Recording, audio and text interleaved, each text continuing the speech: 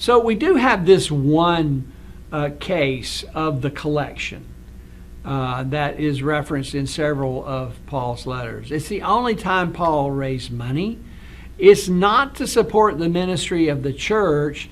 It's disaster response is what it is. And in those days, if a famine came through your area, you're likely to be a part of that group, 60% or more of the population of that area that might literally starve to death.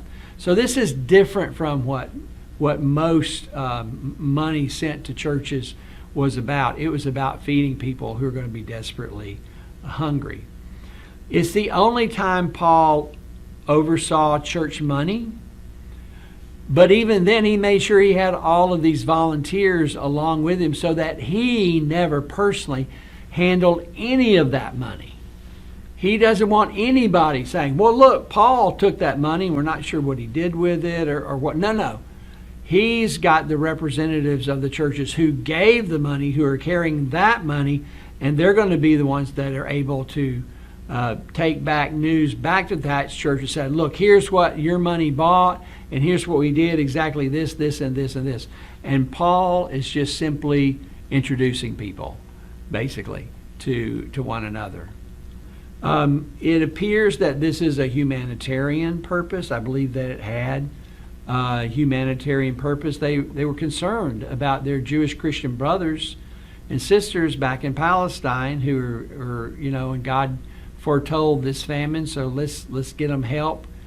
But I think there's also this relational purpose. Paul wanted to show that although these churches are very distinct ethnically and culturally, they're all equally the church. They're all equally God's children. I think Paul's making a little bit of a theological point here. God has blessed the Gentile churches, the churches of Thessalonica and Corinth and these places, and they are now sending support during a famine to the church of the Jews back in Jerusalem. I think it's very relational. This is that unity that Paul talks about of all the nations in Christ. And maybe, again, to say to some of the Jews who didn't like any of this that, look, watch, God is at work. And then I believe there's also quite likely a prophetic purpose. If you read Isaiah 66, which Paul, I believe, was reading Isaiah a lot. Sometimes he quotes Isaiah, but more likely he makes a reference that sounds like Isaiah, or he acts in such a way that seems to be following a statement in Isaiah. And I believe if you look at Isaiah 66, where looking into the future, Isaiah says there's going to come a day when the nations are going to come to Jerusalem and they're going to bring their wealth and it's going to bless Jerusalem. I think Paul was consciously working to meet a prophecy that God had given centuries before. So it's only when we really look at this whole picture, how Paul handled money in the local church, how he taught people to be financially responsible as a part of their faith in and obedience to Jesus Christ, that we begin to see that everything Paul's talking about here is really about planting an indigenous church, one in which the members work hard, one in which the members give to support their own leaders, one in which the members contribute to help those who are helpless in their community or related to their specific Christian community. And yes, there are unusual cases in which we raise funds for, like a famine in Palestine, but generally Paul's not going to be directly related to handling any of that money. But every church that he begins, he's going to be teaching them, here's how the Christian handles money, and here's how the church handles money, and all of it leads to churches that are self-supporting, self-governing, and self-propagating. And I think that's the purpose of everything that we see in Paul's teaching about money. So as we continue, end up this section about Paul and his approach to finances and ministry, let's talk just briefly about some implications for today, because I think it has huge implications, and I think that a lot of people involved in missions are not aware or not applying what Paul said and did in those days. One, obedience to our calling should not be dependent on support. Find a way. Listen, I was a supported missionary for 30 years. I'm so grateful for every day of that support. But I would hope that because I did feel a strong call from God to go to the nations, that if I could not have found that support, I would have found some other way to go. If God calls you to go, find a way. And Paul, that's what Paul did. He had a whatever it takes approach. And so he mostly, it appears, I would say maybe 80 to 90% of his ministry, it looks like he was supporting himself and part of the time his team by his trade. So if God's calling you, then find a way. That means the only way you can go is you get a job or you start a new business or something like that. Then yes, do that. If you can find the support, just when Paul got support from churches that were already established, he was thankful for it, and it freed him up to do ministry. So if you can find that support, great. But make sure that your sense of calling is not dependent on support from outside. Number two, meeting the needs of the helpless honors Christ, but it should be balanced with gospel ministry. We see that in Paul's life. We see that in the churches that he is planting. They have a list. They're taking care of the older widows who probably can't find work. And if they're godly widows, if they've been contributing, if they've been faithful to the community, then in their older years, the church is going to take care of them. But still, all of this is connected to this constant sharing of the gospel, leading people to faith in Jesus Christ. So it's not just humanitarian ministry. It's gospel ministry that includes some humanitarian elements. I think that's a good balance for us thinking about missions today. Number three, we must integrate community development with witness and developing communities.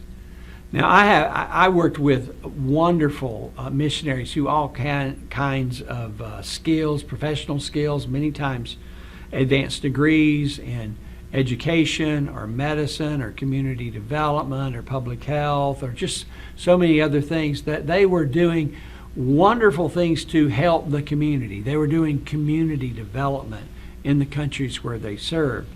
But we also have to remember, and my friends did, that all of this is about developing communities of faith in those places.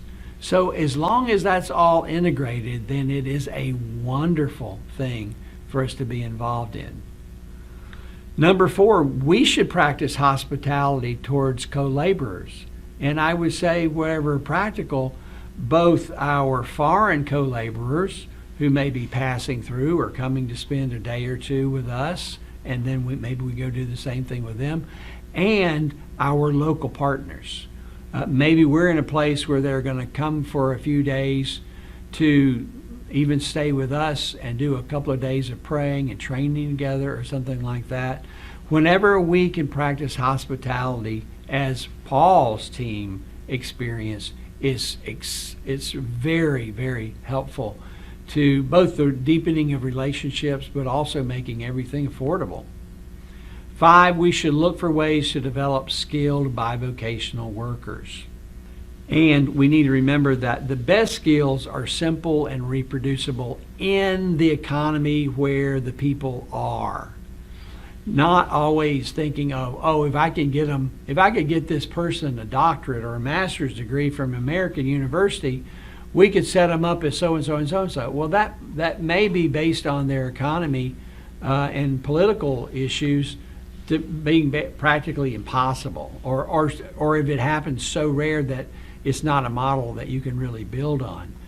So when people are coming to Christ and we're starting to see them minister to one another, and some are winning others and discipling them, and we start to see a community forming into a new church, and now someone is possibly rising up as the pastor, we don't want to do anything to take away the emphasis of that church taking care of their own pastor, right? I mean, that's a biblical guideline.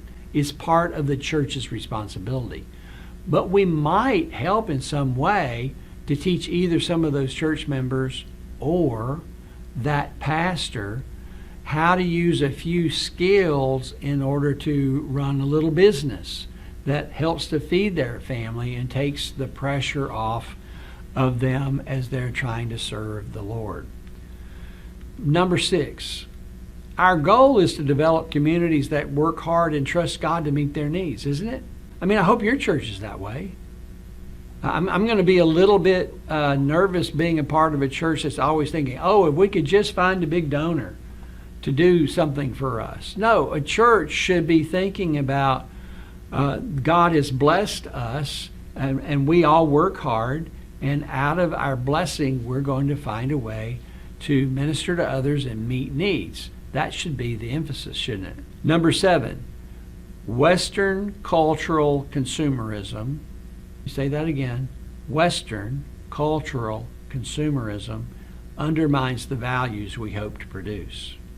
I think that means that even for us as missionaries living in another, let's say we're living in an economy that's not as developed as the one that we grew up in, we ourselves have to be careful that we don't look like constant consumers. We're always buying. We're always buying things more expensive than the local people could possibly have. Now, I'm not saying we have to live at just the level of the poorest villager or neighbor, but we just have to be careful and watch this. We might talk about Jesus as the answer to everything, but the way we live looks like we're just materialists. That's not going to be helpful for us to accomplish our purpose. Number 8, we should avoid subsidizing the local church at all costs. Otherwise, we undermine its DNA to trust God, work hard, and meet its own needs. And if that happens, then every church that we plant is likely going to be a dead end that does not keep producing. And that's not going to win the whole world to Christ. 9, outside funds can be used for meeting human needs, okay, like a famine in Jerusalem, or assistance to non-local workers. I do personally believe it's okay to help someone who's moved from this province to another province because the churches over here want to see this area over here have the gospel. And so, yeah, occasionally. But again, I'm going to try to do that in such a way that I hope the outside funds aren't the major source. Because now those other churches will see no need, that they should be supporting and helping and pitching in to see that this happens. And then occasional humanitarian aid is godly. But we have to avoid dependence. If we're in a very poor country, we have to be really careful. We want to help, but we need to find ways that doesn't draw too much attention to us so that people see us as a source of funding. And once they do, if people start seeing us as a source of funding, then they're likely not going to see us for anything else. Aid that empowers them, not me, the aid that empowers them, in some way it helps them keep making a living, keep producing food, keep working. The aid that we give actually helps them work more effectively or for longer periods of time. That's both humanitarian and strategic. It's just that most funding spent on humanitarian aid doesn't really do that. Except in a disaster, we should not be feeding people all the time because we're just going to make them dependent on us, which is going to make both them and us hate it. before too long. So I think we can see that Paul is exceptionally strategic in his use of funds. It's well thought out.